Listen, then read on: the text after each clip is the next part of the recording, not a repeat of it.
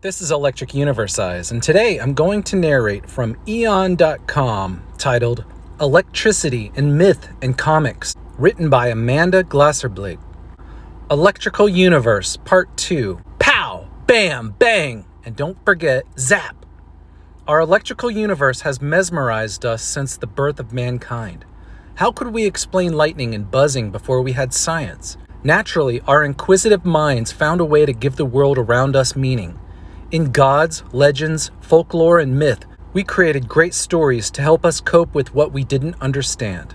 Today, we might know a bit more than in those days of yore, but we haven't given up our imaginations. Our heroes of 1,000 faces keep us entertained on both the big and small screens, as well as in literature, comics, and art. Some of these heroes seem very real to us, and some are even electric. Pikachu, an electric Pokemon. He's yellow, he's cute, and he's got one hell of a quick attack. It's Pikachu, the most famous of all Pokemon. When he's not busy in battle, he's the friend and companion of Ash Ketchum from Pallet Town. Appearing in numerous films, series, and video games from Game Freak and Nintendo in Japan, Pikachu has captured the hearts of millions around the globe. Pika Pika! Pokemon love to battle against each other and are usually given direction by their trainers on which moves to use and when. A battle involves lots of strategy, as different Pokemon have different movesets and not everyone has equal combat power, moves, or abilities. Pikachu is not the only electric Pokemon. Overall, there are 72 electric types. This involves other favorites like Rotom, Valtorb, Shinx, and legendary Raikou and Zapdos. They're very good defensively in battle and are only weak to ground moves. Every good Pokédex needs a good amount of electric Pokemon to be well-rounded, and we love to see them zap and attack in battle. Zeus. Quote, "He who is close to Zeus is close to thunder," end quote. By Aesop, 1620 to 560 BC, Greek fabulist. Quote, "By the beard of Zeus," end quote. Ron Burgundy, Anchorman, 2004. God of the skies, straight out of Greek mythology, only child of Kronos, not to be eaten alive at birth, chief of the gods, ladies' man, father of at least 15 known children, and most importantly, the big guy with the thunderbolt in his hand. Yes, we're talking about Zeus. He wasn't born electric, but it's still a family affair. His uncles, the Cyclopses, gave him power of lightning when he freed them from their dungeon prison. Zeus put these powers to good use after his brothers took over the realms of water and the underworld. Whatever happened to Zeus? Well, he never liked humans too much and he flooded the world, leaving only 2 people left to repopulate. And then he appeared a lot in Homer's Iliad, a long poem about the last weeks of the Trojan War.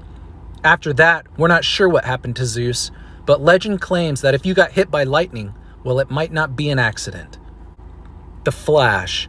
He's not only the fastest man alive, he can also control time. A terrible lab incident led the first Flash, college student Jay Garrick, to become super fast. After that, the world of DC Comics has brought us the Flash and a few other incarnations with different names. Is he electric? Well, not in and of himself, but it seems that all the fast movement brings about a lot of friction.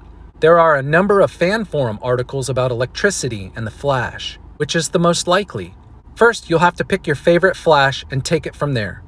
Here, we're looking at electric phenomena and the Flash in terms of the Justice League movie. My favorite Flash? It's definitely Kid Flash from Teen Titans Go. He's fun, fast, and friendly, but he can't beat Robin in a foot race. Thor. Quote, "I have dire plans for destiny," end quote. Thor. From Thor Ragnarok 2017. Quote, "By the hammer of Thor," end quote. Ron Burgundy, 2004. While Thor is certainly a Norse god of legend, we're switching to the world of Marvel Comics for a more modern approach to the character. He has family troubles, but mostly with his brother Loki, who gets him banished from his home in Asgard and sent down to Earth. But it's not all bad because he makes some friends and falls in love with Jane Foster. Well, that's all nice, but what about his electric powers? For that, Thor has tools. He's got his hammer called Mjolnir, which was forged by his father Odin and had been with him for 1,000 years. But the hammer unfortunately gets destroyed by his half-sister Hela, so he creates Stormbreaker, which is a huge axe. Thor uses these tools to help command the elements of lightning and thunder. With these tools in his proverbial belt, he sets out on a course for justice, both back home in Asgard as well as here on Earth. It's a good thing that he's so mobile because he works well with others and has lots of friends and comrades in battle. He's a part of the Avengers, and don't even get us started on Ragnarok. Raiju and Raijin, legendary thunder and lightning creatures and precursors to some modern Pokemon. Raiju and Raijin are part of Japanese mythology. Raiju is also known as a thunder beast with a body composed of lightning, but in the shape of a wolf. He likes to jump around during thunderstorms, which just makes a racket. Raijin is the Shinto god of lightning and pals with Raiju. He has drums that he uses to make thunder, has a mean grimace, and has hair standing on end, kind of like someone touching a Van de Graaff generator. The strange thing that this pair does, Raiju likes to sleep in your belly button, and Raijin tries to wake you up by shooting lightning at you, which does more damage than good. We are only human after all. Those who are superstitious say that you should sleep on your belly during a thunderstorm. Not good for us side sleepers. And not forgotten are honorable mentions go out to other characters with awesome powers, including Shazam and Black Adam, Storm, Spider-Woman, Jessica Drew, Magneto, Sonic the Hedgehog, Electro, Baron von Blitzschlag, and many, many others. For more information, please visit eon.com.